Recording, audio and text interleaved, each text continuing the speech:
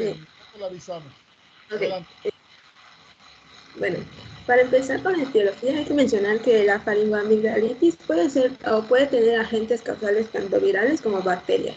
Bacterias.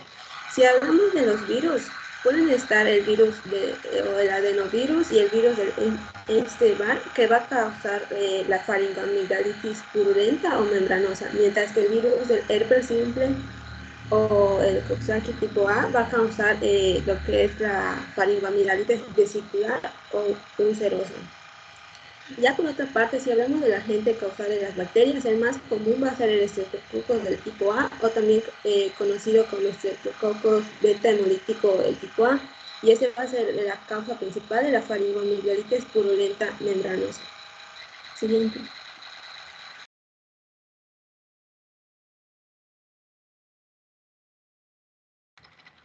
Bueno, ahora les voy a hablar un poquito más acerca de los virus. Vamos a empezar con el virus, bueno, del virus y las bacterias. Vamos a empezar con las bacterias.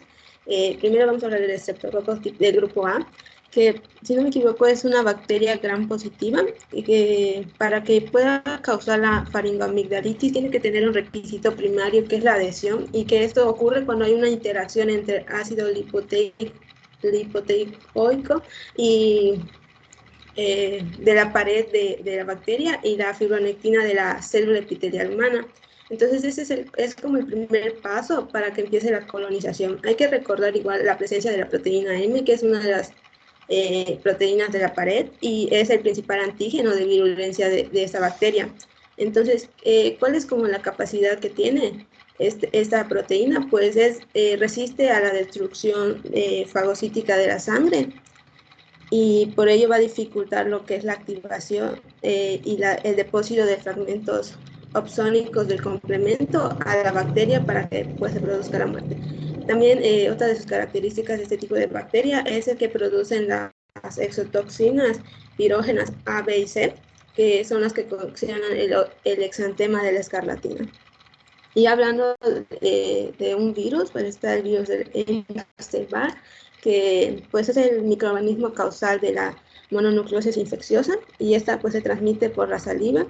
Va a infectar lo que es el epitelio bucofaríngeo y las glándulas salivales, y allí mismo se van a eliminar. Entonces, ¿qué pasa? Luego del contacto con este virus, los linfocitos de las criptas amigdalinas pueden infectarse directamente, y durante la mononucleosis infecciosa pues van a inducir a una tumefacción del tejido linfático. Entonces, ¿esto cómo ocurre? Pues hay una proliferación y una expansión de los linfocitos B infectados junto a las células T reactivas. Entonces, este virus igual hay que recordar que se disemina por la circulación sanguínea. Y igual podemos pasar al Coxsackie tipo A, que pues está en el grupo de los enterovirus. Entonces pues tiene una capacidad de multiplicarse en el tubo digestivo, pero no suele o no causa gastroenteritis de manera típica, sino van a causar lo que es la faringitis, que se van a manifestar por algo llamado herpangina, que es un síndrome clínico de las úlceras o vesículas pequeñas que se encuentran en el paladar, principalmente, si no me equivoco, es en el paladar blando, y pues suele afectar la fosa amigdalina. Entonces, una vez que se ha ingerido este virus, puede infectar todas las células epiteliales de la mucosa digestiva, se va a diseminar a los ganglios a los ganglios linfáticos regionales, y va a causar la viremia, que es los virus en la sangre. Entonces es un término que se utiliza, y luego se va a multiplicar en el sistema reticuloendotelial. Pues este virus puede estar presente en la sangre de 3 a 5 días, y se va a desprender de la orofaringe durante unas 3 semanas y del tubo digestivo hasta 12 semanas después de la infección. Siguiente. No le cambie, no le cambie, no le cambie, no le cambie. Bien. Pero creo que lo primero que vale la pena hacer notar es que la faringoamigdalitis, bueno, a veces usamos indistintamente el término faringoamigdalitis y rinofaringitis. ¿Sí? Es muy importante que distingamos algunas cosas. Por ejemplo, cuando hablamos estrictamente de faringoamigdalitis, estamos hablando de una entidad nosológica que tiene muchas etiologías. ¿Sí? Muchas, donde básicamente está participando de la enfermedad la faringe y las amígdalas. Y desde luego con manifestaciones a distancia, la gran mayoría de las veces. Y algo que se parece mucho es la rinofaringitis. Lo que en este tema le tienen puesto faringitis viral o faringoamigdalitis viral, cuyo sinónimo es rinofaringitis. Entonces, como se darán cuenta en esta diapositiva, tanto la faringoamigdalitis como la rinofaringitis es una entidad nosológica, o sea, es una enfermedad de una parte del cuerpo que tiene múltiples etiologías, ¿sí? En este caso nos tienen puesto una de las etiologías bacterianas, la más frecuente, y algunas de las etiologías virales, que no son las más frecuentes, pero por eso metí un poquito la cuchara, porque por ejemplo en el caso de la faringoamigdalitis por virus de Epstein-Barr, es una entidad nosológica específica que tiene un nombre propio, mononucleosis infecciosa, y lo vamos a ver. Vamos a ver la mononucleosis. Si ustedes revisan el temario, casi al final, donde están las enfermedades sistémicas, vamos a ver mononucleosis infecciosa. Y no es que esté mal, sí es una faringoamigdalitis, pero es una faringoamigdalitis con una etiología específica, con un nombre específico y con características específicas. Entonces esa la vamos a ver aparte. Hay otras que vamos a ver aparte, como por ejemplo vamos a ver difteria. La difteria es una faringoamigdalitis causada por una bacteria, ¿sí?, que tiene ciertas características, que tiene una toxina, la toxina diftérica, que estudiamos aparte. ¿Por qué la estudiamos aparte? Porque tiene un nombre propio, unas características especiales, y entonces la estudiamos aparte. Sí que sí, en el caso de las faringoamigdalitis, entra este virus Coxsackie, que es causante de la herpangina de Van Sam, pero hay otros virus, ¿sí?, los adenovirus en términos generales, ¿sí?, y los rinovirus, que son causantes de faringoamigdalitis viral o rinofaringitis. Entonces aquí el chiste en esta patología no es distinguir propiamente cuál es la etiología puntual, sino poder diferenciar entre lo que es una bacteria, la bacteria más frecuente, que es el estreptococo beta hemolítico del grupo A, el estreptococo piógenes, ¿sí?, y lo que no lo es, o sea, lo que es viral, porque en eso se basa nuestro objetivo terapéutico, que es muy importante acá. Entonces, eso es lo que quería dejarles claro, es que no es una enfermedad, o no es una enfermedad con una etiología, sino que es una entidad nosológica con muchas etiologías, ¿sí?, pero que hay entidades más frecuentes. En el caso del estreptococo beta hemolítico del grupo A, que es el agente bacteriano más frecuente de la faringoamigdalitis bacteriana o purulenta, ¿sí?, ya nos dijeron algunas características de las bacterias. De esa bacteria que tiene componentes que le permiten, pues, tener esa agresividad contra su hospedero. Y aquí vale la pena señalar que tiene dos elementos que se llaman streptolicinas. Las streptolicinas O y H, porque cuando nos hablen de algo de las complicaciones, vamos a ver cuál es el papel de las antiestreptolicinas, o sea, los anticuerpos creados contra las streptolicinas O y contra las streptolicinas H. Y finalmente puntualizar algo que ya les dijo Silvia y que está puesto en azul en la columna de la izquierda y al final, donde tiene puesto que la escarlatina es una faringoamigdalitis bacteriana. Nada más que en este caso la bacteria tiene ciertas toxinas, ¿sí?, una toxina eritrogénica que además de causar el problema en la garganta, causa un problema a distancia por la toxina que tiene la capacidad de producir. O sea, pero sigue siendo una faringoamigdalitis en realidad, ¿no? Muy bien, Silvia, adelante. Ok, ahora vamos a hablar sobre la etiopatogenia y la fisiopatología. Pues más que nada vamos a recordar que la nasofaringe y la conjuntiva pues son las puertas de entrada para estas infecciones. Pues el patógeno prácticamente se va a implantar sobre la mucosa y va a producir se van a producir las manifestaciones clínicas, mientras que los virus lo pueden hacer de forma directa. Las bacterias suelen utilizar toxinas. Siguiente,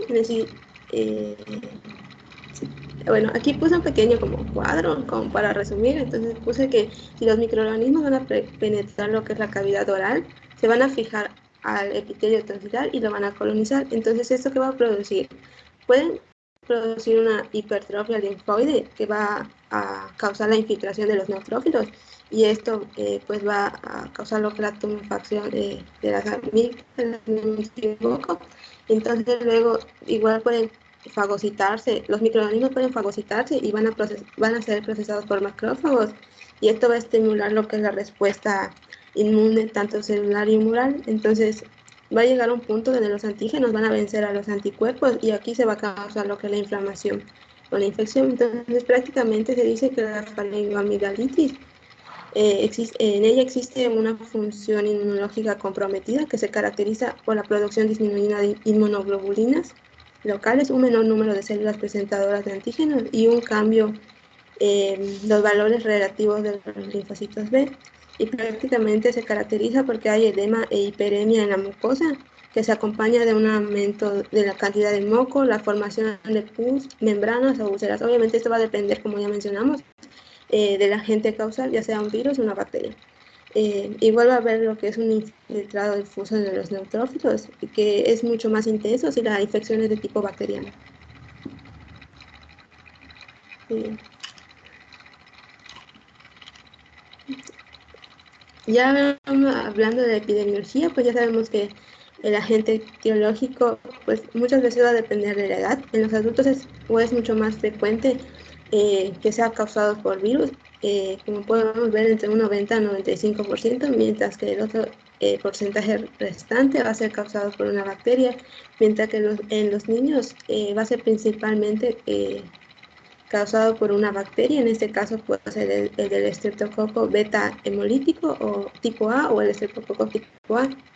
Hay que recordar igual que el hospedero, el reservorio, la fuente y el portador de esta infección siempre va a ser el ser humano y que el mecanismo de transmisión puede hacerse en contacto directo, ya sea por secreciones aerosolizadas o manos contaminadas. También se mencionaba que los objetos podían ser un mecanismo de transmisión, pero estos necesitaban ser infectados recientemente para que puedan pues, causar una infección. Siguiente. Ahora vamos a hablar del periodo de incubación, pues ese igual va a variar, de acuerdo al agente etiológico y puede ser entre 1 a 14 días. Y pues el periodo de contagiosidad también puede ser variable, sin embargo, se menciona que en algunas ocasiones se presenta 2 días o duran 2 días antes de las manifestaciones clínicas y se va a prolongar hasta 5 días más. Y ya hablando de los medios, del medio ambiente, la faringoamigdalitis es mucho más frecuente en los meses más fríos. Siguiente.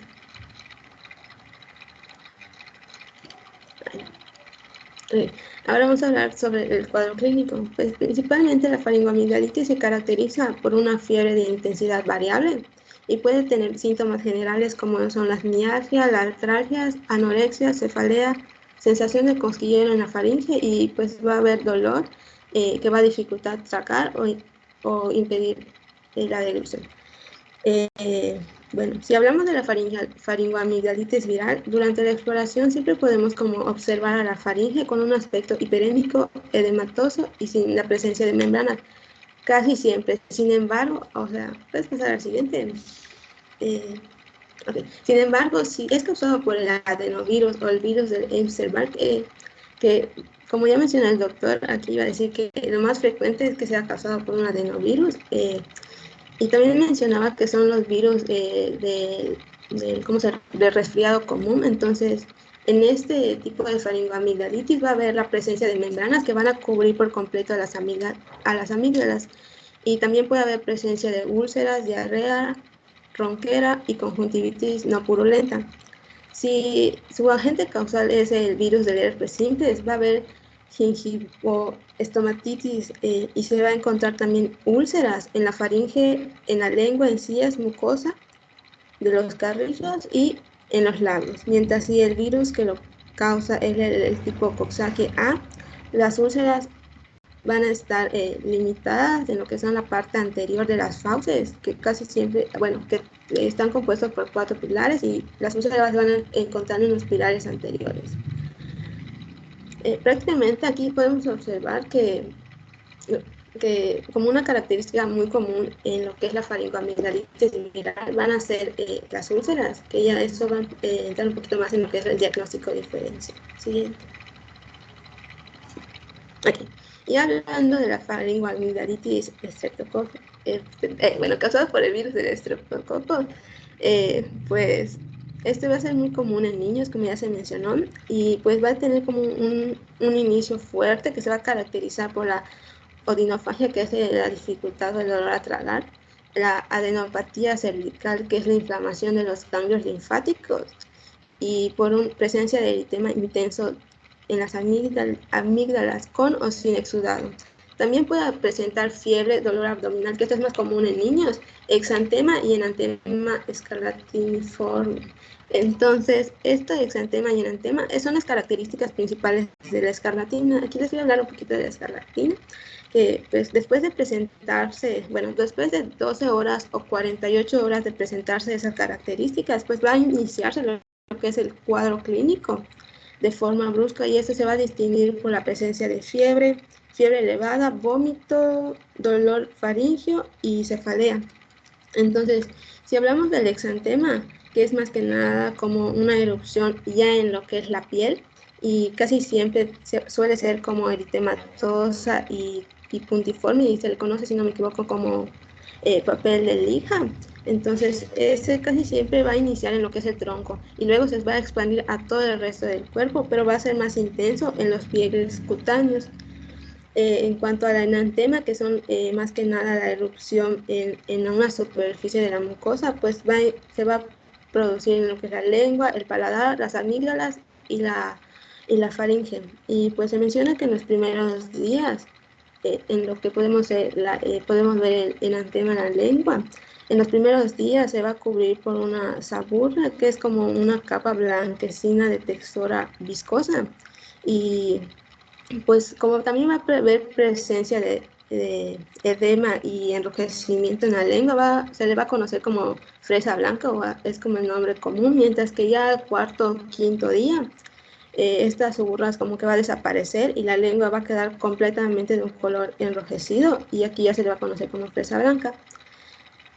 Y pues esas son como las características principales de la escarlatina. Y ya hablando también de la faringoamigdalitis bacteriana, pues se puede como descartar siempre y cuando haya presencia simultánea de tos o síntomas nasales. Esto es muy común, o bueno, eso se va a aplicar prácticamente ya en los adultos, porque ya en los menores de 5 años sí puede haber fiebre, adenopatía submandibular y descarga nasal mucopurulenta.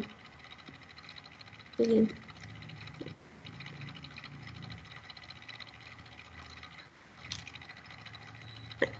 Ya hablando, pasando al diagnóstico, pues prácticamente se va a basar en lo que es la historia clínica y la exploración del paciente. Sin embargo, también se pueden utilizar otras pruebas, como es la prueba rápida estreptocócica y el cultivo del exudado faríngeo, que prácticamente esto se aplica ya una vez que haya una sospecha de que la faringoamigdalitis es de tipo bacteriana y es causada por el estreptococo del grupo A, o hay ciertas complicaciones. Otra de las pruebas también puede ser la determinación de antiestreptolicinas, que esto es muy frecuente ya en las etapas agudas. Y otra de las pruebas pues es la prueba rápida para la identificación del estreptococo beta hemolítico.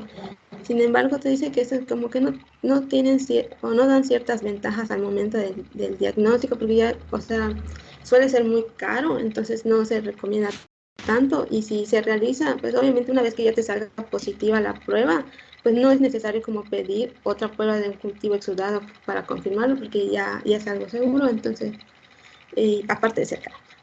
Entonces ya otra de las pruebas, pues es el estudio virológico, que eso es más para fines epidemiológicos, y lo que igual te mencionaba, que podrían hacer radiografías, pero eso suelen ser útiles cuando ya sospechas de una complicación, ya puede ser una neumonía, un acceso retrofaríngeo, etc. Sí. Bueno, en el diagnóstico diferencial, pues, prácticamente aquí podemos ver que dependiendo de si la faringoamigdalitis es causada por bacterias o virus, van a tener ciertas características. Entonces, si hablamos de las bacterias, como podemos ver en el palo, si es causada por el estreptococo del grupo A, siempre va a haber un exudado purulento y pues va a haber presencia de membranas. Sin embargo, si es causada por un virus, va a haber exudado blanquecino, pero no siempre va a ser purulento.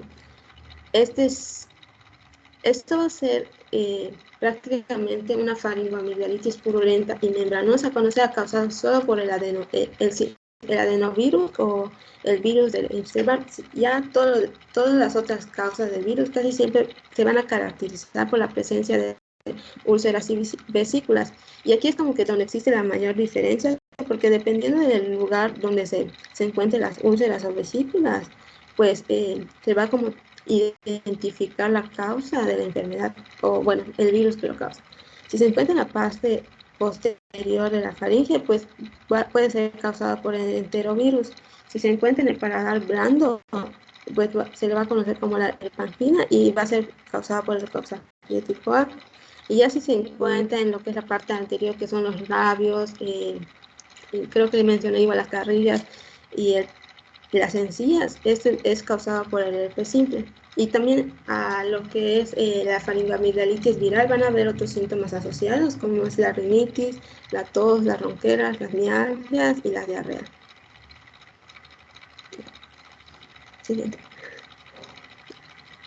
Si pasamos a lo que es el tratamiento integral, pues hay un tratamiento general que prácticamente va a consistir en brindar pues líquidos suficientes y calorías, y también se va a tratar de controlar la fiebre y mantener permeables las vías aéreas. Sin embargo, si la faringoamigdalitis es de tipo bacteriana, hay cierto tratamiento específico que es más que nada recomendable, o se utilizan lo que son las penicilinas. Se recomienda la penicilina oral, la amoxicilina, la penicilina G o igual a B, y porque en realidad para este tipo de faringoamigdalitis no existen cepas que sean resistentes a la penicilina. Entonces aquí puse un cuadro, ¿sí? Un cuadro prácticamente donde podemos ver que la penicilina GB y la amoxicilina, entonces todas estas penicilinas pertenecen a antibióticos beta-lactámicos, y pues su mecanismo de acción es más que nada inhibir la síntesis de la pared celular. A otra imagen podemos ver más que nada las dosis, y aquí podemos ver que la penicilina B no se puede aplicar por vía oral durante 10 días. En menores de 12 años se recomienda una penicilina de 250 miligramos cada 12 horas, mientras que a mayores de 12 años se recomienda lo que es la penicilina de 500 miligramos cada 12 horas. En cuanto a la penicilina G, se recomienda más que nada una inyección única intramuscular, y mayores de 12 años se recomienda lo que es el de 600.000, mientras que el de mayores de 12 años se recomienda el de 1.200.000. También está la amoxicilina, que se puede recetar o se puede tratar durante 10 días, ya sea a 40-50 miligramos cada 12 horas o de 750 miligramos en mayores de 14 años, sí, en una dosis al día. Siguiente. También. Sí. Sí, Ahorita vamos a ver, sí, ahorita vamos a ver algunas modalidades, ¿no? Ahorita les voy a hacer algunos comentarios y les voy a hacer algunas preguntas para que quede bien pegado el conocimiento. Pero está bien. Nada más dígame, ¿de dónde lo tomó? ¿De dónde es un artículo que, si no me equivoco, estaba más que nada como centrado en el tratamiento para niños, ya, y si no me equivoco era de Chile. Creo que al final ya puse la referencia, no me acuerdo muy bien, pero sí era un artículo. Sí, ahorita vamos a ver nosotros una bibliografía que es local, que es una guía. Ahorita que termine, y voy a hacer algunas preguntas para ver si está claro lo que debe quedar claro en realidad respecto a esta enfermedad que tiene múltiples etiologías, ¿no? Sígale. Ok. Y pues también se puede utilizar lo que es la claritromicina, la clindamicina y la cefalosporina de primera generación, pero es más que nada cuando se dice que los pacientes son alérgicos a las penicilinas. Entonces aquí igual puse un cuadro donde decía que la claritromicina pertenece a los macrolíticos y su mecanismo pues, es la inhibición de la síntesis de proteínas, mientras que la clindamicina, bueno, también tiene como mecanismo de acción la inhibición de la síntesis de proteínas, y la cefalosporina de primera generación pues pertenece a un antibiótico beta-lactámico y su mecanismo de acción pues es la inhibición de la síntesis de la pared celular. Ya en el último fila, columna del cuadro, podemos ver su dosificación, que la claritromicina se recomienda de 10 miligramos cada 10, bueno, por 10 días. La clindamicina también se recomienda por 10 días, 20 miligramos cada 12 horas, y la cefalosporina de primera generación se recomienda por cada 10 días, por 10 días. Nada más puntualizarle que cefalosporina de primera generación no es un antibiótico, es un grupo. Ayer Sí. Sí, es un grupo donde hay 2 o 3, Carlos nos dijo, porque hay cefalosporinas de primera, de segunda y de tercera. En este caso no es una, sino que es un grupo y las dosis cambian dependiendo de cuál sea, la dosis y la vía de administración. Pero está bien, está correcto eso. Bueno, y en la faringoamigdalitis viral, pues es importante recordar que esta pues es la causa de la mayoría de la faringoamigdalitis y pues no está indicado el tratamiento con antibióticos. Sin embargo, obviamente van a tener otros síntomas durante su cuadro clínico, y estos pueden ser tratados, bueno, como la fiebre o el dolor, o ya sea de músculos o más conocido como el dolor del cuerpo. Entonces puede ser tratado con lo que es el paracetamol de 500 miligramos por vía oral cada 8 horas por 3 a 5 días, o también puede ser otra alternativa a lo que es el naproxeno de 250 miligramos por vía oral cada 12 horas por 3 o 5 días. Siguiente. Bueno, ya hablando de la prevención, pues prácticamente aquí pues lo vemos a diario. Entonces, más que nada, hay que tener educación higiénica, que consiste en lavarse las manos frecuentemente, no compartir cubiertos, taparse la boca y la nariz al momento de estornudar. Pues ahora se recomienda lo que es el uso de cubrebocas. También se tiene que evitar, bueno, si hay como una epidemia o hay como varios casos en cierta época, pues obviamente se tiene que evitar las aglomeraciones en esa época. Entonces también se tiene que evitar el contacto con una persona que ya sabes que está infectada, porque te puede también infectar. Entonces, para como evitar mayor diseminación. Y pues otra también como método de prevención sería como vacunarse. Obviamente hay vacunas o ciertas vacunas que se aplican para cierta época, entonces es acudir ese día o en ese tiempo, en ese periodo, a vacunarse. Siguiente. Y ya pues el pronóstico, pues la faringoamigdalitis pues prácticamente tiene un buen pronóstico, y suele resolverse en un plazo de 7 a 10 días, siempre y cuando el tratamiento sea el adecuado. Obviamente la faringoamigdalitis viral pues no tiene un tratamiento con penicilinas o antibióticos, por lo cual casi siempre se suele resolver espontáneamente en un plazo de unos cuantos días, mientras que la faringoamigdalitis bacteriana tiene que ser tratada con antibióticos para que pueda tener un buen pronóstico. Y esto suele ocurrir en un plazo igual de unos días, como ya se mencionó, puede ser entre 7 a 10 días. Sin embargo, si existen algún tipo de complicaciones, el pronóstico puede variar y va a depender mucho de la prontitud y del apropiado manejo. Obviamente, si hay complicaciones y no se manejan, pues no podemos esperar un buen pronóstico del paciente. Pero si hay complicaciones y lo tratas a tiempo, entonces es muy probable que el pronóstico sea bueno para el paciente. Y creo que es esto. Pero no las quite. Ya son todas, ¿verdad? No, Silvia, regrese. Silvia, por favor, regrese. Ya estoy. No las quiten. ¿Ya son todas sus diapositivas? Sí. Sí. Muy bien, vamos a... Bueno, tengo algunas preguntas para usted y luego le voy a preguntar a sus compañeros y les voy a mostrar algunas cosas. La primera pregunta, ¿Le ¿cuál es el... regreso? No, todavía, ¿Le todavía. regreso? Okay. Todavía. Yo le voy a decir cómo van a ir moviendo las diapositivas si es necesario. La pregunta es, ¿cuál es el tratamiento de la escarlatina, Silvia?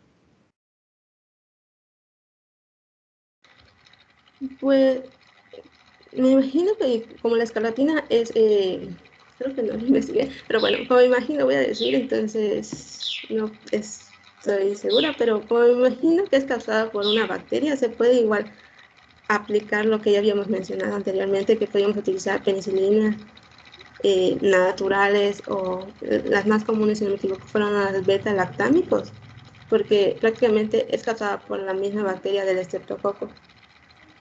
Exactamente, Silvia. El tratamiento de la escarlatina es el mismo que usted ya nos dijo para la faringomielitis por estreptococo. Entonces, dicho esto, vamos a ver. José Miguel Chin. Sí, Doc. José, entonces, si la agente causal de la escarlatina y de la faringoamigdalitis bacteriana es el mismo estreptococo, ¿cómo hacemos la diferenciación clínica?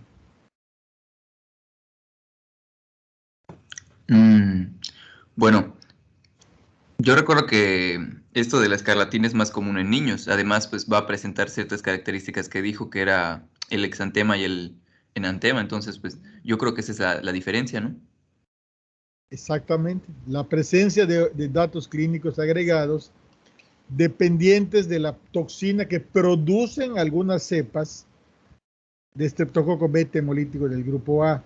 Quiero decirles que en este caso estamos viendo faringoamigdalitis y escarlatina, ¿sí?, como entidades que causan el estreptococo, de piógenes o beta hemolítico del grupo A, pero no son las únicas entidades clínicas. Hay otras, hay infecciones de la piel, ¿sí?, hay fascitis necrosante y otras entidades clínicas que no tocamos acá, ¿sí?, que ocurren cuando la bacteria tiene otras condiciones patológicas o llegan a otro sitio. Entonces, lo que debe quedar muy claro aquí es que la escarlatina es una de las enfermedades exantemáticas que tradicionalmente ocurría en los niños, pero no es exclusiva de los niños. Tradicionalmente ocurría en los niños, ¿sí? Y que se caracteriza porque además de tener todos los datos clínicos que Silvia ya nos dijo que se encuentran en la faringoamigdalitis bacteriana, tiene datos en piel, ¿sí? El paciente agarra un aspecto de quemado, cuando uno se queda tirado ahí después de una farra ahí bajo el sol, el exantema le da un aspecto de quemado, ¿sí? A la lengua le da un aspecto de lengua en fresa, roja, ahí en exantema. Hay líneas hemorrágicas en los pliegues del cuello. Y uno puede hacer el diagnóstico retrospectivo de la escarlatina porque cuando se empiezan a descamar en la última fase de la enfermedad, se empiezan a descamar las descamaciones en grandes colgajos. Como cuando nos quemamos en la playa, se nos quitan los pedazos de epidermis. Entonces uno puede hacer el diagnóstico en retrospectiva de escarlatina. Déjenme decirles que hay otra entidad que se parece mucho, que le llamamos escarlatina-like, ¿sí?, que es causada por otro agente infeccioso, que no responde a la penicilina y que lo deberíamos considerar ante un cuadro parecido al de la escarlatina, ¿sí? Entonces es muy importante que aquí en el diagnóstico diferencial de la escarlatina ya no solo entran las faringoamigdalitis, sino que entran las otras exantemáticas, la enfermedad de Kawasaki, ¿sí?, rubiola, sarampión, varicela no, pues, las enfermedades causadas por riqueza, o sea, cualquier enfermedad que puede causar exantema. Entonces, considerar esta posibilidad como la escarlatina, una faringoamigdalitis especial que tocamos como una entidad un poquito aparte, ¿sí?, aunque el tratamiento es exactamente el mismo que le daríamos a cualquier faringoamigdalitis bacteriana. Las complicaciones serían exactamente las mismas, Ahorita vamos a hablar un poquito de las complicaciones al final. Muy bien, José. A ver, Alan.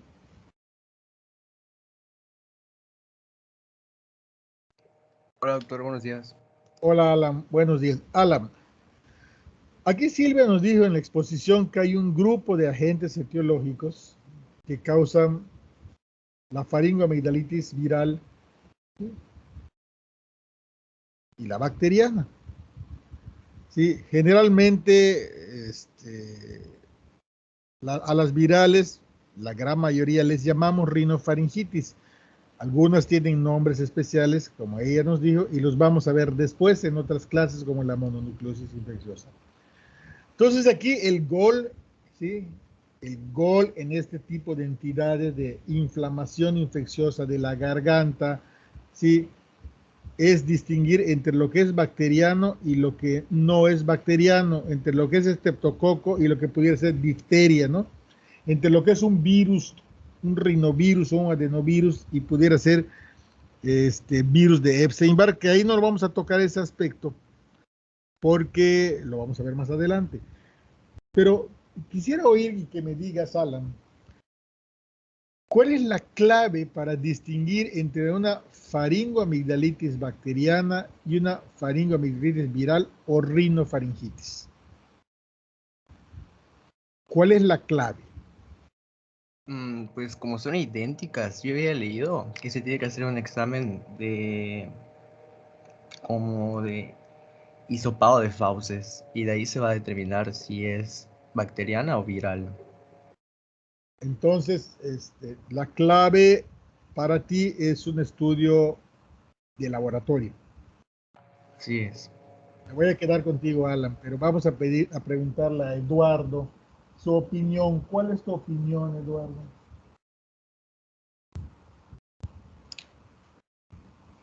La misma pregunta.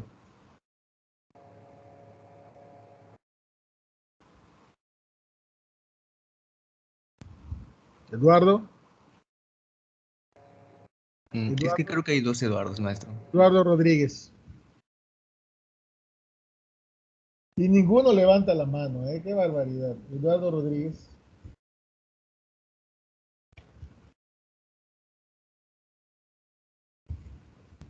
¿No estás, Eduardo Rodríguez?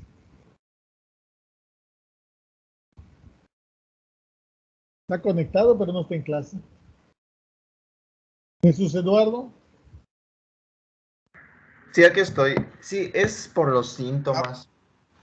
Ah, ¿Se me ¿Eres escucha? Jesús? ¿Eres Sí, Jesús? Sí. sí, yo soy Sí. Jesús.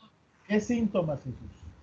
Pues había visto que el cuadro de faringoamigdalitis viral era por síntomas como distonía, conjuntivitis y tos. O sea, era exclusivo de la faringoamigdalitis viral. ¿Y la otra? Pues todos los síntomas generales eh, como dinofagia, como pues en este caso el exantema, bueno, en caso ya de faringoamigdalitis con escarlatina también. A ver, entonces, Silvia, está bien, Jesús Eduardo, estás bien orientado. Silvia, pónganos su diapositiva donde nos tiene puesto aquella tabla donde está el diagnóstico diferencial.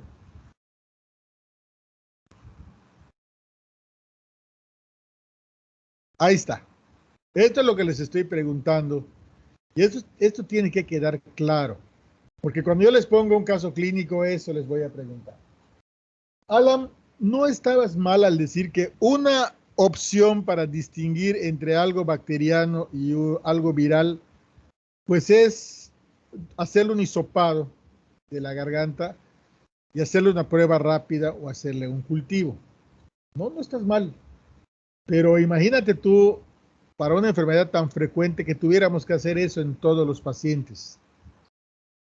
Pues no, no nos alcanzaría el tiempo, ni los estudios, ni los laboratorios para hacerlo, no sería práctico.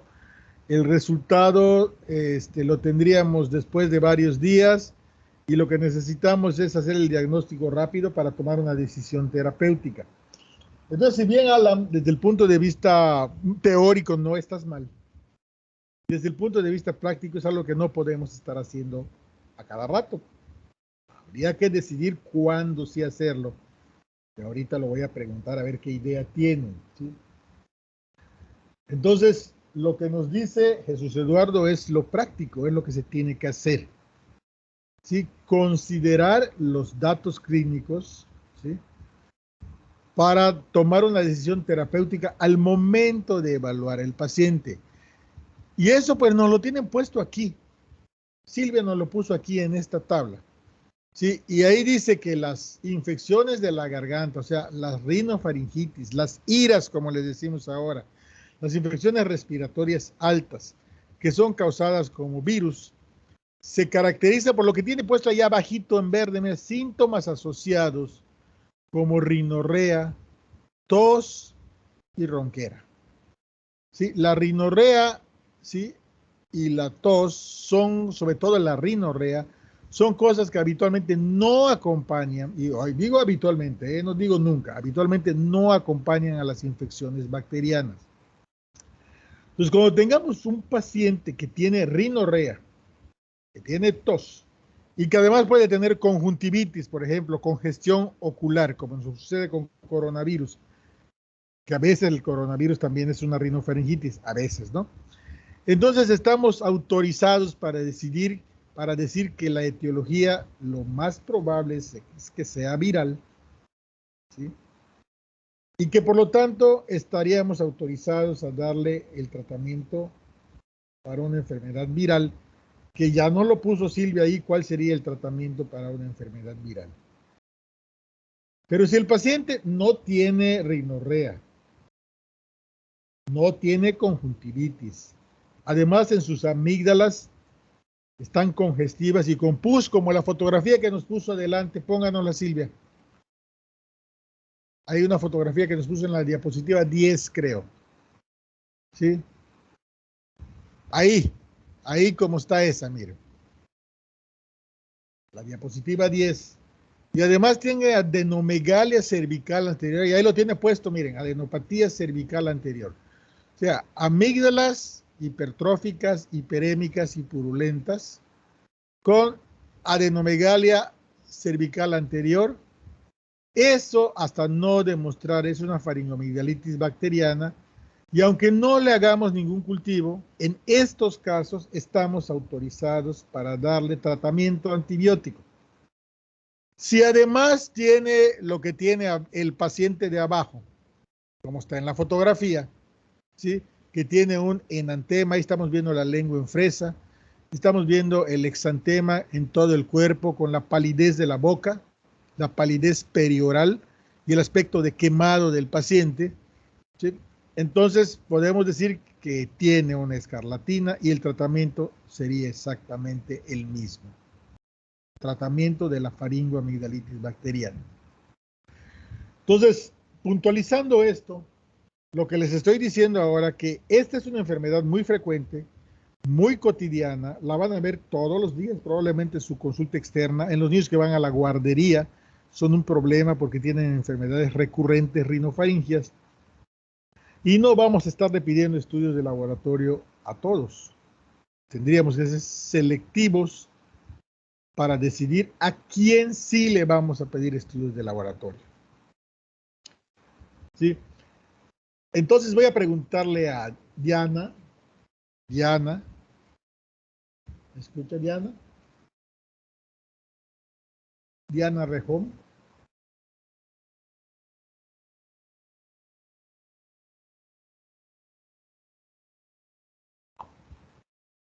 ¿Está Diana?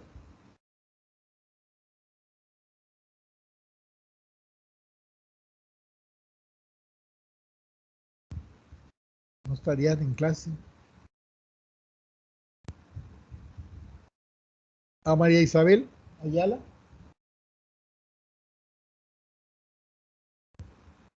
Sí, doctor.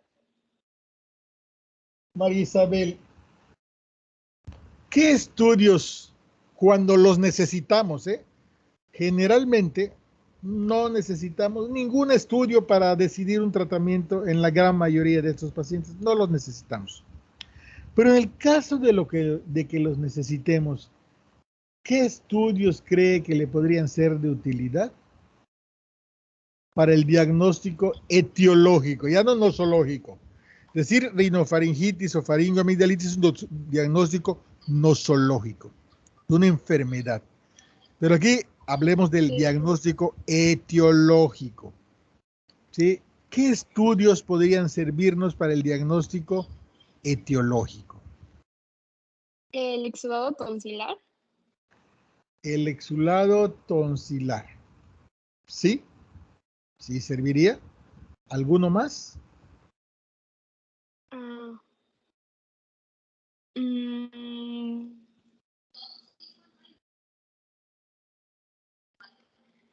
No, doctor. Chance de antiestrepticina. Ahorita vamos a hablar de las antiestreptolicinas. ¿Sí? Sí, sí nos pueden servir, pero Silvia nos puso que para la fase aguda de la enfermedad, yo no lo pondría ahí, ahorita les voy a decir por qué. Sí sirven, sobre todo para las fases no tan agudas, la subaguda o a mediano plazo. ¿Sí? Pero sí sirven antiestreptolicinas. ¿Qué me podría decir de la biometría hemática, Silvia? ¿Podría servir o no?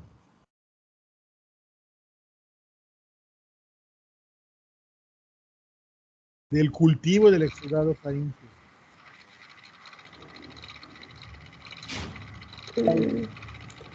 Marisabel.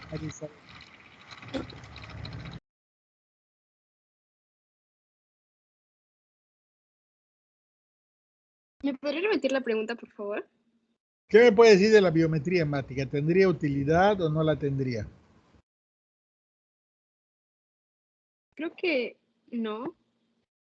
¿Por qué no?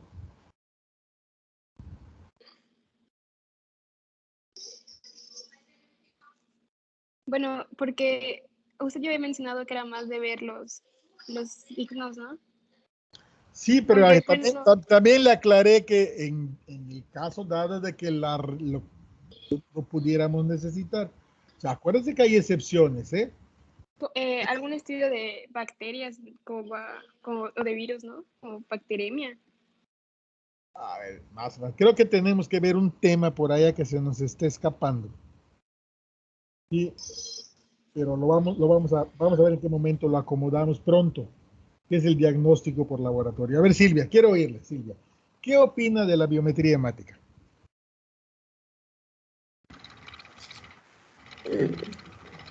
Pues no estoy segura, pero me acuerdo que igual en el diagnóstico diferencial podría haber agranulocitos o algo. Sí, creo que sí. Entonces considero que podría ser útil, pero no es tan útil a la vez. O sea, Bueno, solo fíjese que para diferenciar. esas palabras son correctas. Podría ser útil, pero no es tan útil a la vez. Vamos entonces a hablar de que si necesitamos hacer un diagnóstico de la etiología, de la causa de la faringoamigdalitis, también nada más nos interesa diferenciar entre lo que es una bacteria y lo que es un virus. No voy a tocar el tema de mononucleosis infecciosa, porque el virus del Epstein-Barr es un virus que de repente sí nos interesa saber que esté allá, pero eso lo vamos a tocar como un tema aparte. La biometría hemática, pues tiene su utilidad para muchas cosas. Nos puede hablar de la condición general del paciente, nos puede hablar de qué tan comprometido está su sistema de defensas, de qué tan alterado está, de qué tan altos están sus glóbulos blancos, de que si esos glóbulos blancos son a base de neutrófilos o son a base de linfocitos. En términos generales, ¿sí? En las infecciones bacterianas, ¿sí? Lo que más se eleva son los neutrófilos, y en las virales, primero los neutrófilos y después los linfocitos. Estamos hablando de condiciones generales, hay excepciones. Entonces, una biometría hemática, María Isabel, en realidad nos podría orientar, pero no es fundamental a menos que yo esté pensando que el paciente tenga septicemia, que tenga una mononucleosis infecciosa, que tenga una afectación de sus plaquetas. O sea, me va a servir para complementar qué tanto está involucrado en general el organismo, qué tanto se está defendiendo el paciente, qué tan invasiva es la enfermedad, pero no nos va a orientar a la etiología. Pues sí nos puede servir, ¿sí?, para el diagnóstico integral del paciente, pero no para el diagnóstico etiológico.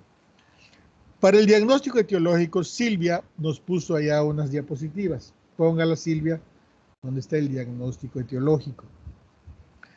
Sí, y nos dijo que hay dos cosas que nos pueden servir, ¿sí? La prueba rápida de estreptococo, que es una prueba de reacción antígeno-anticuerpo, es una coaglutinación. Tomamos una muestra de la garganta, la ponemos en una plaquita y le ponemos una gota de un reactivo que tiene anticuerpos dirigidos contra el estreptococo del grupo A. Y si hay una reacción antígeno-anticuerpo, hay una aglutinación. Estamos evidenciando que hay estreptococo del grupo A, y esa es una prueba rápida. Hay varios nombres. La tradicional se llama coaglutinación, y parece que estamos haciendo una tipificación de grupo sanguíneo. Eso nos da una respuesta rápida en el consultorio y al momento. ¿Por qué no lo hacemos? Bueno, primero porque no tenemos en todos los casos el reactivo. Segundo, porque es caro. Pero eso es lo que pudiéramos hacer casi todas las veces, ¿no? Aunque pudiera ser un dispendio de recursos. Pero es una manera de intentar hacer el diagnóstico de infección por estreptococo. La otra es el cultivo del exudado faríngeo. El cultivo del exudado faríngeo en medios específicos, ¿sí?, nos va a permitir identificar si es estreptococo, si es estafilococo, si es un difteroide o si es otra cosa. ¿Cuál es el problema? El problema es que ahí en la garganta pues tenemos muchas cosas que a veces pueden estar sin causarnos enfermedad y también nos podemos confundir. Pero sí, que entonces si queremos aislar el estreptococo, el cultivo del exudado faríngeo, ¿sí?, es el estudio de laboratorio que nos va a servir para el diagnóstico etiológico. ¿Qué hay con la determinación de estreptolicinas? Pues la bacteria, como se los dije, si me pone la de las bacterias y después me regresa a esta. ¿De qué es el estreptococo, Silvia? Si me lo pone acá. Es una tabla donde tiene virus y estreptococos, ahí donde dice que allá mero. En la columna, ahí nos dijo que es el Streptococcus pyogenes. Es una bacteria gram positiva. ¿Sí? Es una bacteria que tiene pared a base de péptido glucano y que cuando la teñimos con la tinción de gram se tiñe de morado. ¿Sí? Pero además, cuando la observamos en medios líquidos se agrupa en forma de cadenas, por eso se llama estreptococo. Y le llamamos beta hemolítico del grupo A, porque cuando lo cultivamos en medios de agar sangre humana o agar sangre de carnero, rompe los eritrocitos, causa hemólisis tipo beta, ¿sí? Entonces, estreptococo, beta hemolítico, y del grupo A, porque es un serotipo. Del grupo A, hay grupo A, hay grupo B, hay grupo C. Y su nombre propio es Streptococcus pyogenes. Este estreptococo tiene componentes que causan agresión. El principal es la proteína M. Y algunos tienen exotoxinas escarlatiniformes. Pero además tienen estreptolicinas que les sirve para alisar los tejidos y propiciarse de un medio. Y todos esos componentes de la bacteria pues son componentes antigénicos sobre los cuales el cuerpo tiene una reacción de anticuerpos. Entonces, en términos generales, a partir de la segunda semana, en términos generales, hay excepciones.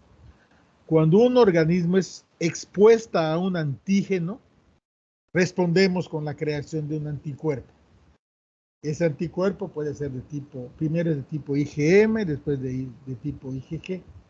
En las reinfecciones, pues ya no aparece el de tipo IgM, aparece muy elevado el de tipo G, porque hay células de memoria. Entonces, en el caso de las antiestreptolicinas, no lo usamos para el diagnóstico de la enfermedad en la fase aguda, porque primero necesitamos de una semana y la gran mayoría en una semana ya está curado. ¿Sí? Entonces, ¿para qué nos sirven las antistreptolicinas?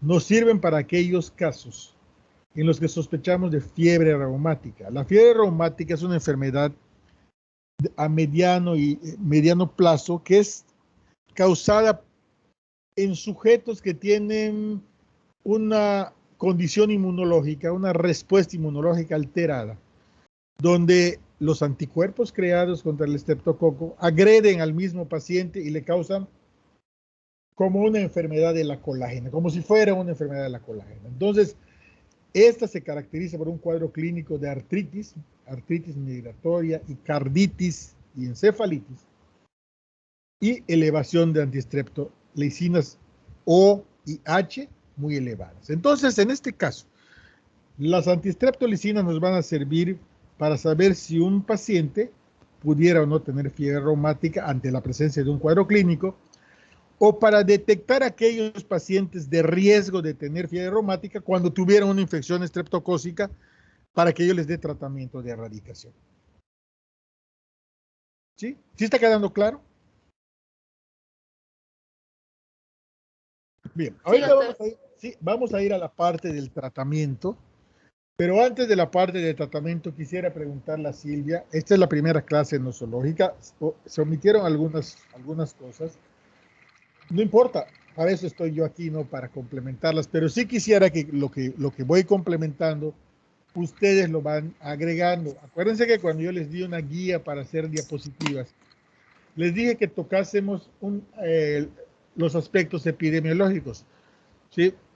Y que tomásemos como referencia el boletín epidemiológico de la Secretaría de Salud, más lo que dice el libro, ¿no?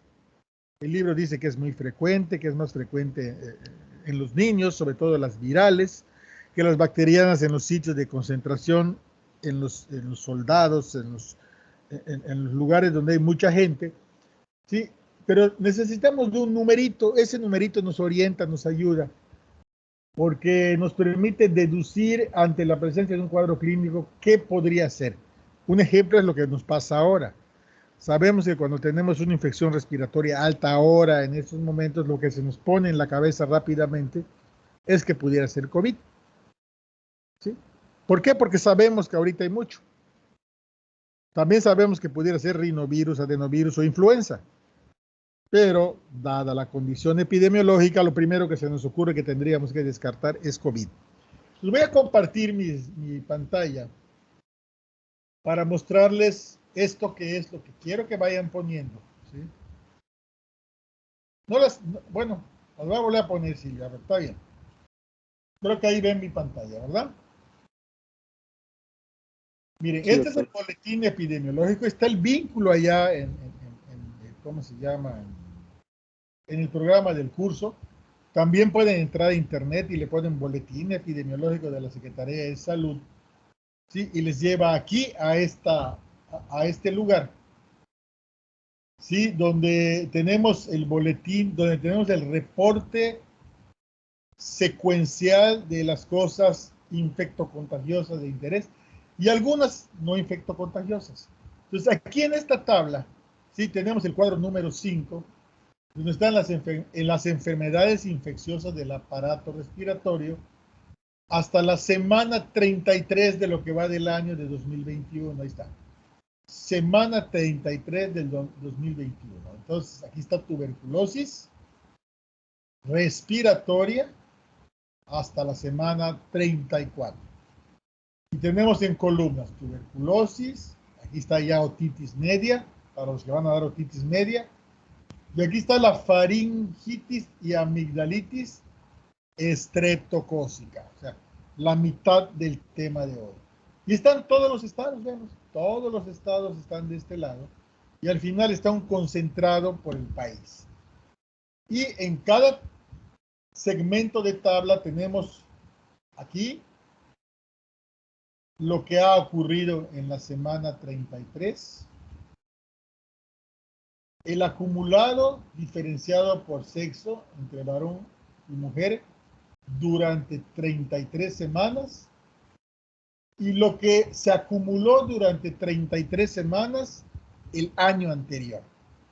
Entonces aquí tenemos lo que ocurrió en la semana 33, lo que ha ocurrido en 2021 durante 33 semanas y lo que ocurrió durante 33 semanas en el año pasado para ver si hay más o hay menos.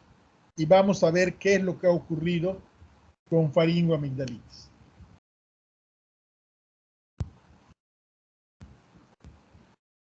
Bien, ese es el acumulado, ¿sí?, de todo el país. Y lo que ya les tengo puesto en amarillo, ¿sí?, es lo que está, la tabla de faringoamigdalitis. Como verán, en la semana 33 en todo el país se han reportado 2.816 casos, o sea, 2.816 casos en una semana, ¿sí? Y 38.000, términos redondos, casos en hombres y 46.000 en mujeres. Son 40 y 40, 80.000 casos en total se han reportado en el país. No se ve bien para ustedes. Y el año pasado se reportaron 114.000. O sea, el año pasado eran 114.000 contra 80.000 de este año. Y lo que estamos viendo aquí es que se ha reportado más en mujeres. ¿Qué ha pasado en Yucatán? Aquí tenemos Yucatán. Fíjense, no hay ningún caso reportado en la semana, ¿sí? Hay 6 casos en 33 semanas, solo ha habido 6 casos en varones y 11 en mujeres. Y el año pasado, que son 11 más 6 son 17, y el año pasado en las mismas 33 semanas había 97 casos. Bien, esos son los números que tenemos, ¿sí? Eso es lo que está reportado. Eso no quiere decir que eso es lo que tengamos, ¿no? Seguramente lo que está pasando es que no estamos reportando, y si no estamos reportando es porque o no lo reportamos o no lo diagnosticamos. Pero no es posible que sea tan poco. Es muy poquito, dada la naturaleza de la enfermedad y lo común que es. Entonces estamos asumiendo que no hay un reporte porque estamos hechos a trabajar con el cuadro clínico, no tenemos un cultivo, no tenemos la cultura del reporte y estamos viendo nada más un poquito, ¿sí? Aquellos casos donde se toma el cultivo, aquellos casos que se detectan en los hospitales. Pero bueno, estos son los números que tenemos. ¿Sí está claro lo que estamos viendo en esta tabla? Entonces es importante que vayamos viendo esta tabla en cada una de nuestras clases como parte de lo epidemiológico que debemos tener. ¿Sí? Ya en la siguiente clase vamos a ver esto y en una de las siguientes vamos a ver tuberculosis. Voy a ir aquí adelante, ¿no? Veamos lo que trae el boletín. ¿Sí? Y también quiero mostrarles, nada más, este boletín es del año pasado, no lo vamos a tocar, es del año pasado. No, ya se los di, no lo vamos a tocar. Y lo que vamos a ver ahorita es, a ver,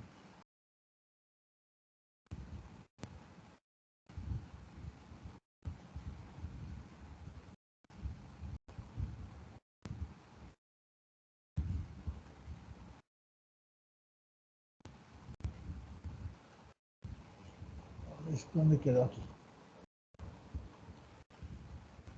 A ver, me voy a ir, esta es la página, me voy a ir un poquito. Esto lo tienen que ver. Es muy similar a lo que nos dijo Silvia, pero cuando tomamos alguna cosa del tratamiento lo vamos a tomar de aquí. Esta es la guía de referencia rápida del diagnóstico y tratamiento de faringoamigdalitis. Es una guía de práctica clínica que está ahí en el CENETEC y también es algo que quiero que vayamos revisando, sobre todo en el diagnóstico y el tratamiento, aunque lo tenga el CUMATE, por ejemplo. ¿Sí? Y lo que vamos a ir a ver acá son cosas puntuales, ¿sí? Aquí están los factores de riesgo, están muy bien, están en un cuadrito, están todos puestos. Está la educación para la salud. Una cosa muy importante y que nos la dijo Silvia y aquí está claramente, el diagnóstico de faringoamigdalitis es clínico un 90% de los casos, ¿sí?, son de etiología viral y los síntomas característicos son odinofagia, tos, o sea, coriza, rinorrea, conjuntivitis y úlceras faríngicas. Los casos ocasionados por bacterias se caracterizan por la presencia de fiebre, odinofagia, adenopatía cervical anterior, exudado purulento y ausencia de tos. Criterios de centro. Pues aquí tenemos lo que nos dijo Silvia, donde dice diagnóstico temprano, cosas que ya repetimos. ¿Sí? La gran mayoría son virales, el 90%. O sea que ya solo con esto, solo el 10% deberían tener tratamiento. Y si seguimos los criterios clínicos, pues ya tenemos alguna orientación. Aquí tenemos que preguntar, qué tenemos que explorar. Aquí están los exámenes de laboratorio. No se recomienda realizar en forma de rutinaria prueba de antígeno rápido de inmunoensayo para identificar el estreptococo beta hemolítico del grupo A. Ya lo dijimos, ¿sí? Para el diagnóstico. El exudado faríngeo se recomienda en los casos de enfermedad recurrente o enfermedad que no mejora con el tratamiento. Pues ya tenemos dos indicaciones de a quién sí hacerle el cultivo del exudado faríngeo. En el que le dio un tratamiento y no mejoró, o inclusive se complicó, o en el que tiene enfermedad recurrente y necesito saber si es por estreptococo o es por otra cosa. Y aquí les faltó uno, en el paciente que tiene ya diagnóstico de fiebre reumática. En el paciente que tiene ya diagnóstico de fiebre reumática, sí o sí es importante que todas las veces que tenga un cuadro agudo sugestivo de faringoamigdalitis, sepamos si sí o no es por estreptococo, porque las veces que tenga un cuadro infeccioso por estreptococo puede tener un brote de fiebre reumática y eso le puede dar secuelas cardiovasculares que son lamentables, ¿no? Y aquí dice que si decidimos hacerle una prueba rápida, de antígeno rápido, y se identifica el antígeno, es recomendable continuar con el cultivo, o sea, llegar hasta el final.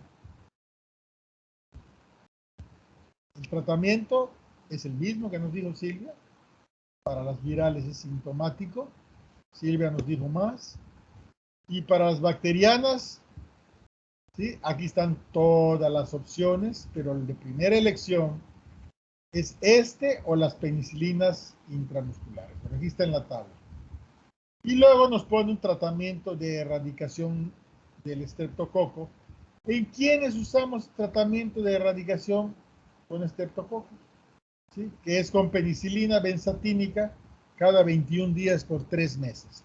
El paciente que tiene fiebre reumática, le tenemos que dar tratamiento de erradicación por estreptococo. No podemos dejarlo volando. ¿Sí? Le damos su tratamiento para la forma aguda y le damos su tratamiento de erradicación por estreptococo con esta penicilina parenteral, la benzatínica, que también vamos a verla más allá cuando veamos sífilis, y se la damos por cada 21 días por 3 meses. ¿Sí? 3 meses. ¿A quiénes? A los que tienen fiebre reumática o alto riesgo de fiebre reumática. Y luego aquí está algo que siempre se nos olvida, que es el tratamiento no farmacológico, ¿sí? Que es el mismo para todos los catarros, ¿sí? Aumentar los líquidos de la dieta, mantener una alimentación adecuada, ¿sí? Y bueno, realizar cargas de agua salada. Pues esto no te va a cambiar tu cuadro clínico, pero te va a evitar o te va a quitar algunas de las molestias que a veces no nos dejan inclusive ni dormir. Muy bien. Entonces, esta guía la tienen que tener, ¿sí? La tienen que leer, le tienen que dar un vistazo, es la guía rápida. Y a ver, se las voy a poner aquí para que la tengan. A ver, preguntas, dudas, comentarios. Doctor, yo tengo una Doctor, duda. yo tengo una duda. A ver, si levantan las manitas para que ya son varios, para que yo se las dé. José Eduardo es el primero al que identifico. A ver, y después la dama que habló, que no supe quién fue. ¿Quién fue? Daniela. Daniela. Si levantan la mano para que sepa quiénes son. A ver, José Eduardo. O bueno, sí, José Eduardo, a ver. Recuerdo que usted había dicho que en la faringoamigdalitis viral hay rinorrea y tos, pero en la bacteriana no. Sin embargo, había leído que en niños menores de 5 años también hay rinorrea A ver, para la bacteriana. recuerden, jóvenes, se les voy a decir ahorita. En medicina, 2 y 2 no son 4, ni 4 y 2 son 6. Cuando hablamos de esta situación, hablamos de lo más frecuente, ¿sí? Hay excepciones en las cuales no nos podemos confiar, ¿no? Y los niños pequeños, mientras más pequeños, o los viejitos, son excepciones. Aquí lo que estamos haciendo es poner la pauta general para que no estemos haciendo las cosas igual siempre, ¿no? Ustedes me dicen que un niño de 1 año o menos a lo mejor no tiene tos, no podemos saber si le duele la garganta, ¿sí? A lo mejor sus manifestaciones no son de amigdalitis, sino son de fiebre elevada y datos de malestar general, o sea, se salen del común denominador. Entonces, no en todos los casos de las infecciones virales hay rinorrea y tos. ¿Sí? Hay infecciones virales, como por ejemplo nos dijo la herpangina de Van Sam, ¿sí? La faringitis por herpes, ¿sí? La faringitis por citomegalovirus. En esas no hay rinorrea, pero no son las más comunes, afortunadamente. Los adenovirus y los rinovirus son los más frecuentes. Y esos son lo que llamamos como IRAS, infecciones respiratorias altas. Y en las de estreptococo, ¿sí? Habitualmente el estreptococo no nos da una rinitis purulenta, pero en algunos casos sí la podemos tener. Pero la rinitis que tenemos, pues ya no es una rinitis de rinorrea hialina, sino es una rinitis purulenta. Entonces, lo que nos acaba de decir Silvia es el común, lo frecuente, el 90%, ¿sí? Hay un 10% que se sale del común, que depende de varias cosas. Muchas de ellas, pues depende de quién es el paciente, ¿no? Si el paciente es un huésped inmunocomprometido, lo tenemos que estudiar de otra manera. ¿Sí? Entonces, debe quedar claro, y cuando hablamos de esto en medicina, hablamos de lo común y lo que se puede salir, ¿no? Por ejemplo, ya les dijimos el común del tratamiento, el común del uso de laboratorio, pero también por ahí acabamos de hablar del tratamiento de erradicación, que no es lo común. ¿En quiénes vamos a usarlo? Pues ya se los dije, ¿no? En los pacientes con alto riesgo. Entonces, no estás mal, pero hay que pensar primero en lo común, porque si pensamos al revés, en lo menos común para tomar decisiones, pues nos vamos a estar equivocando el 90% de las veces. Si nosotros no oímos lo que nos dice aquí el Lex Artis y las guías, de que solo le tomemos cultivo y prueba rápida a aquellos que tienen infección recurrente o que tienen fiebre reumática y lo hacemos al revés, pues vamos a estar afectando a todos los pacientes. Y si nos esperanzamos en darle un tratamiento con base al resultado, híjole, se nos van a morir muchos. ¿Sí? ¿Por qué? Porque el tomar el cultivo me lo van a reportar, si bien me va, en 3 días, si bien me va. Si no me va bien, en 1 semana, cuando el paciente o ya se curó, ya se complicó, o ya se fue con otro doctor.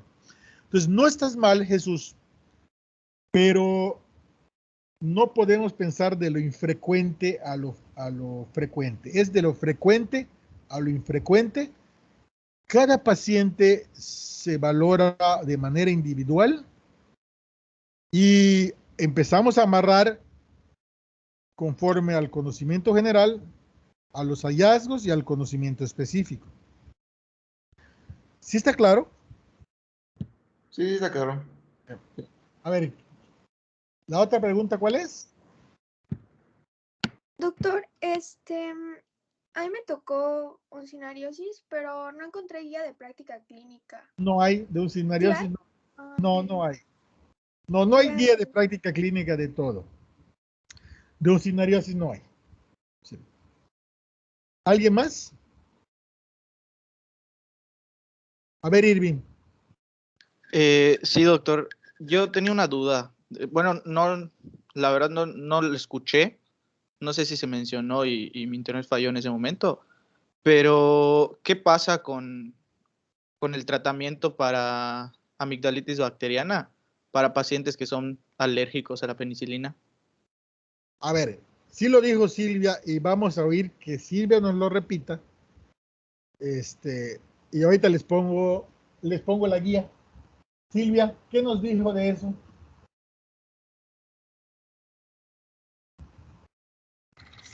Sí. ¿Me escuchan? Ok. Si no me equivoco, igual se recomendaba, si no me que era la claritromicina y la clindamicina y también la cefalosporina de primera generación. Y creo que igual mencionó que en realidad este era un grupo, o sea que hay ciertos medicamentos que pertenecen a este grupo. Y Bien. eso es como que los principales para esta. Perfecto. Bueno, ya, entonces ahí está, nada más voy a puntualizar algunas cosas. Silvia nos lo dijo y está en una de sus diapositivas, ¿sí? Aquí está el cuadro que está del tratamiento en la guía de práctica clínica y vean, tenemos todas esas opciones. Cuando alguien es tratamiento a la penicilina, es posible que sea también, es posible, más no seguro, es posible, ¿sí? Que sea alérgico a otro beta-lactámico, ¿sí? O a otro pariente de los beta-lactámicos. O sea, si alguien es alérgico a la penicilina, también puede ser alérgico a la dicloxa, a la amoxicilina, a las cefalosporinas de primera, segunda o tercera generación, a todos los que son del mismo grupo que tienen un anillo beta-lactámico. ¿Sí? Es posible, aunque no es obligado, no necesariamente. ¿Cómo podríamos saber si además de la penicilina es a otro más? Pues retándolo, no hay otra manera. ¿Cuál es el reto? Dándosela. Pero es algo que no quisiéramos hacer porque si tiene un problema grave ya nos metimos en un lío. Entonces la alternativa, si alguien es alérgico a la penicilina, no sería una cefalosporina. ¿Sí? No sería. ¿Por qué? Porque es posible que también tenga problemas. Yo solo le daría un beta-lactámico a alguien alérgico a la penicilina si no tuviese otra alternativa. Entonces aquí vean aquí en esta tabla que nos ponen varios que no tienen nada que ver con los beta-lactámicos. Mira, aquí está la clindamicina, que es un macrólido, que es un pariente nuevo de la eritromicina, ¿sí? Y esto es algo que podríamos usar, ¿sí? Y aquí, donde nos dice alérgico a la penicilina, tenemos otros dos más, que son la eritromicina, que es pariente de el más viejito. Yo utilizaría en lugar de la eritromicina. Tenemos otro que no tiene nada que ver, un antimetabolito, el trimetoprim con sulfametoxazol. ¿Sí? Tenemos la acitromicina. O sea, tenemos muchos. ¿Sí? Yo ya no usaría ya no usaría penicilina, usaría con reserva cefalosporinas, ¿sí? Porque podría tener el mismo problema. Entonces tenemos un arsenal muy amplio, ¿sí? Pero tenemos uno de primera elección, que generalmente son la penicilina y las aminopenicilinas o los beta-lactámicos, que es lo que debíamos usar como primera elección. Y tenemos muchas alternativas. Y si es alérgico, pues tenemos de primera elección este o este. ¿Sí está claro? ¿Sí está tu respuesta ahí? Sí, doctor. Pero otros medicamentos son igual de eficaces que la familia de las penicilinas, Sí, la mira, cefalosporina y demás. sí, claro, claro. Voy a hablar de un concepto general que siempre que indicamos un tratamiento, no tiene que ser un tratamiento antibiótico, es en general, ¿sí? Pero vamos a hablar de los antibióticos. De los antibióticos hay bactericidas y bacterioestáticos. ¿De qué va a depender? De cuál es el mecanismo de acción del antibiótico y de dónde actúa. Y también de qué concentración alcanza en la sangre. En términos generales, debemos usar el antibiótico más específico, el de menos espectro. O sea, la penicilina sódica cristalina, la penicilina sódica, pues es el de menos espectro. Es el más barato, el que tiene menos efectos indeseables y además es bactericida. Entonces ya les dije criterios. El de espectro más reducido que tenga la misma eficacia, que sea bactericida, que tenga menos efectos indeseables y además que sea barato. En el caso de esta enfermedad, los otros, si hablamos de su capacidad de matar al agente infeccioso, pues es similar. Pero algunos tienen más problemas. Por ejemplo, si usamos, quien ha tomado eritromicina o ha tomado claritromicina y le ha caído al estómago, se va a dar cuenta que es prácticamente tomar ácido muriático, ¿no? Tiene muchos problemas digestivos, ¿sí? En el caso del trimetoprim sulfamethoxazol, siempre existen las posibilidades de enfermedades alérgicas graves, ¿no? Entonces, aunque tenga su mismo efecto antibacteriano, pues algunos tienen más efectos indeseables, otros son más caros. Por ejemplo, si tú vas a comprar eritromicina a la farmacia y te dicen, no hay, pero hay claritromicina, vas a notar que la diferencia en precio es el doble o el triple. Entonces, ¿cuál vamos a usar? Si hay muchos que podemos usar, ¿cuál vamos a usar? El más específico, el de menor espectro que tiene la misma eficacia, el más fácil de administrar, más barato y de menos efectos indeseables.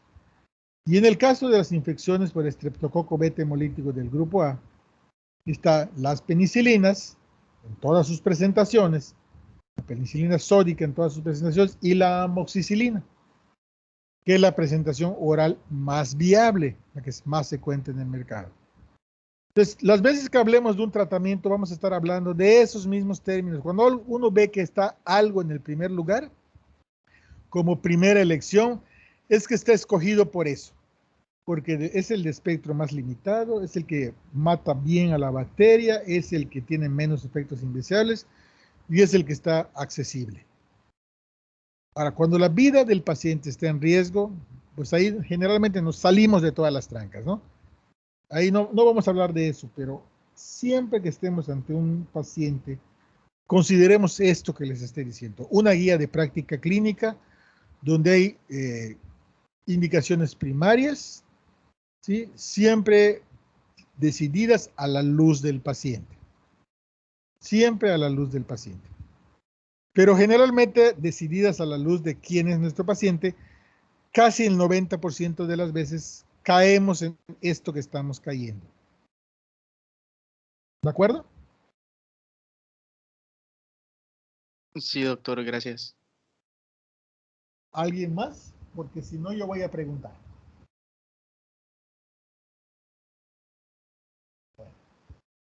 Vamos a tocar un tema, tratamiento no farmacológico. Ven, los criterios de referencia, miren. Aquí está. Cianosis. ¿Por qué cianosis es un criterio de referencia? Porque quiere decir que ya hay un problema inflamatorio de la vía aérea o obstructivo. Estridor. ¿Por qué estridor? Porque está inflamado el órgano de la voz y puede haber obstrucción. Cialorrea, porque no pueden tragar, es un dato de los niños pequeños de que no pueden tragar, que les duele mucho, se va a deshidratar y no lo podemos alimentar, igual que disfagia. Pudiera haber otras, pero aquí nos ponen las más comunes, los datos clínicos más comunes que pudieran orientarnos a cuándo referir a un paciente. Hay otros más, ¿sí? Pero esto es algo que tiene relación con la inflamación de la vía aérea superior, ¿sí? Que me puede obstruir o se puede ir para otro lado la enfermedad. Hablemos de las complicaciones. A ver, ¿cuáles serían las complicaciones en la fase aguda de la enfermedad? Diana. No, Diana, no. Diana ya está ya. Hace un rato le pregunté y no me contestó. Tenía problemas de internet, doctor. No está Diana entonces. ¿Ves que la veo conectada? Diana está conectada. Nelson. Sí, aquí estoy, doctor. ¿Se escucha? A ver, Nelson. A ver, déjame verte. Nelson. Sí. Aquí estoy. A ver, Nelson. ¿Cuáles serían complicaciones de la fase aguda de la enfermedad? Pues, estaba yo revisando y bueno, uno de los que mencionaban era un absceso, creo que era, no me acuerdo la ubicación, pero mencionaba un absceso y uno, Fíjate, retrofaringio, creo. es absceso retrofaringio, Sí.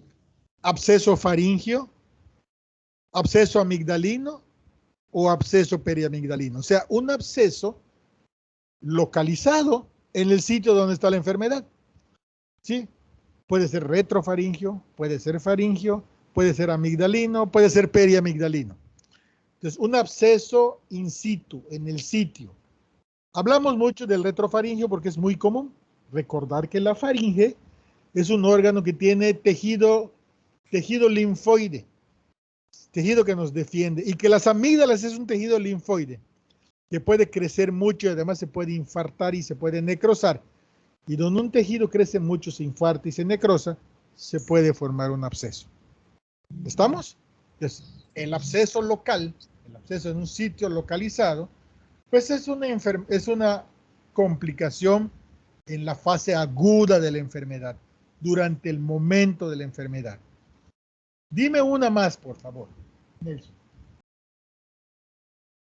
A ver. Mira, aquí te tengo puesto, estás viendo mi pantalla y te tengo puestos datos clínicos, mira, que orientan hacia complicaciones. Pues, bueno, podría ser por algún caso obstrucción de la vía aérea. Exactamente, Nelson. Esas obstrucciones podrían tener nombre, ¿sí? Por ejemplo, podríamos tener una epiglotitis obstructiva, ¿sí? Podríamos tener un crecimiento excesivo de las amígdalas y obstruir, ¿sí? Podríamos tener abscesos obstructivos. O sea, recordar que la faringe, que tiene una función de defensa porque tiene órgano linfoide allá, pues es un tubo que nos permite el paso del aire y el paso de los alimentos. Y si se inflama ese tubo, pues se puede obstruir, ¿no? Entonces ya hablamos de complicaciones infecciosas y hablamos de complicaciones obstructivas. Gracias, Nelson. Vamos a ir a Irving. ¿Qué más nos podrías decir de complicaciones de fase aguda, Irving?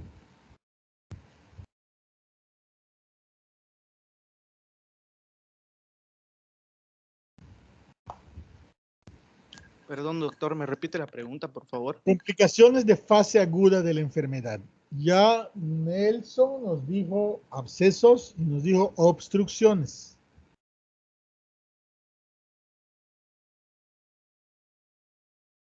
Podría ser, no sé, fiebre muy No, alta. no, pero esa no es una complicación, Irving. Ese es un dato, es un síntoma. Y que sea muy alta tampoco nos habla de una complicación. No, prende tu cámara, por favor, Irving, aunque te estoy viendo allá.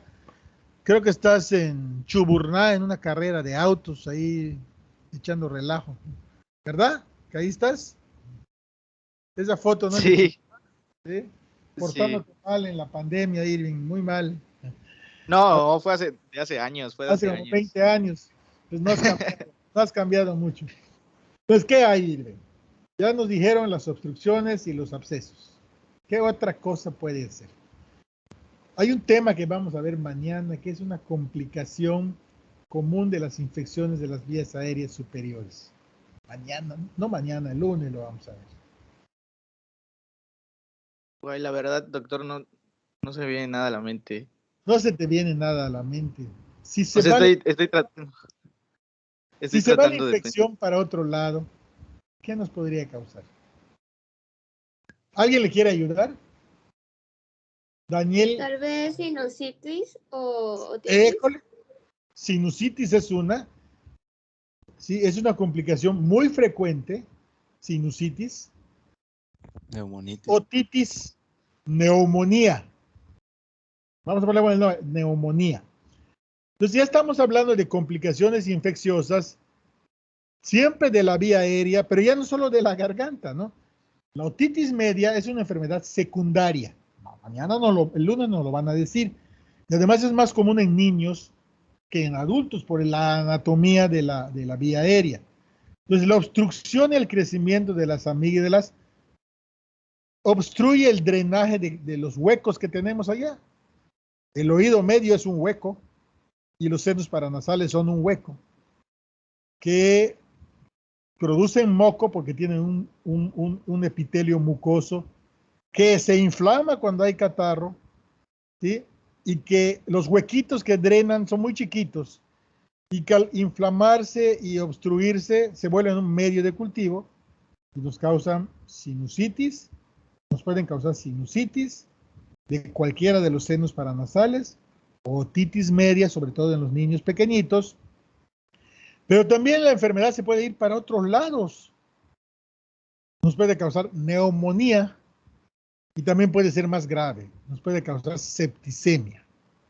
Nos puede causar endocarditis, que son cosas, la neumonía es muy común, ¿no?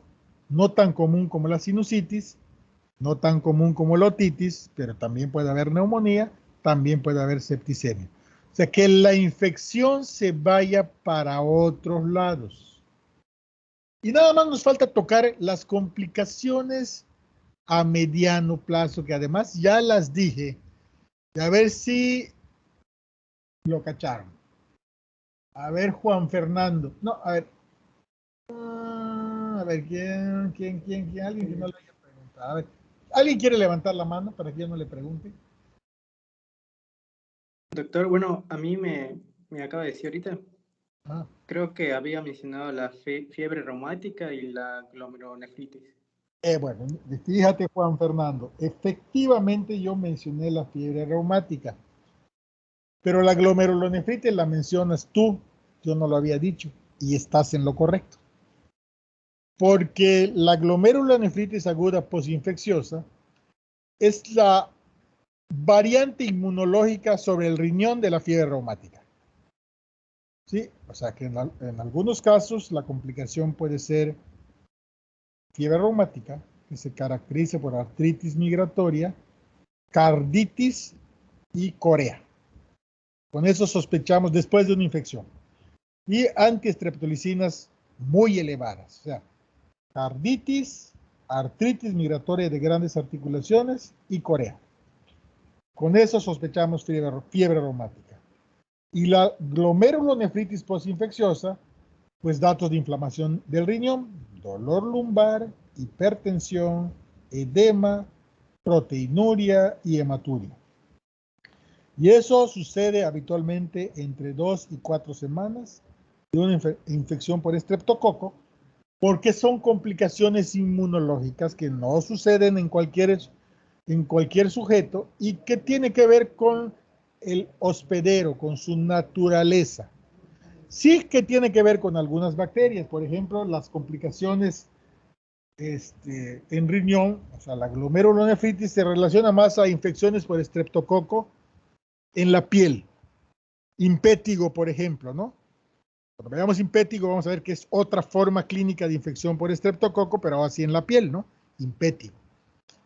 Porque las cepas que tienen preferencia o tropismo por la piel son cepas que son nefritogénicas. Desencadenan respuestas con anticuerpos que tienen algo que se parece al riñón. Pero cualquiera de las dos enfermedades puede presentarse, ya sea en infecciones de la piel o en infecciones de la garganta. Muy bien. ¿Alguna pregunta más? ¿Algún comentario?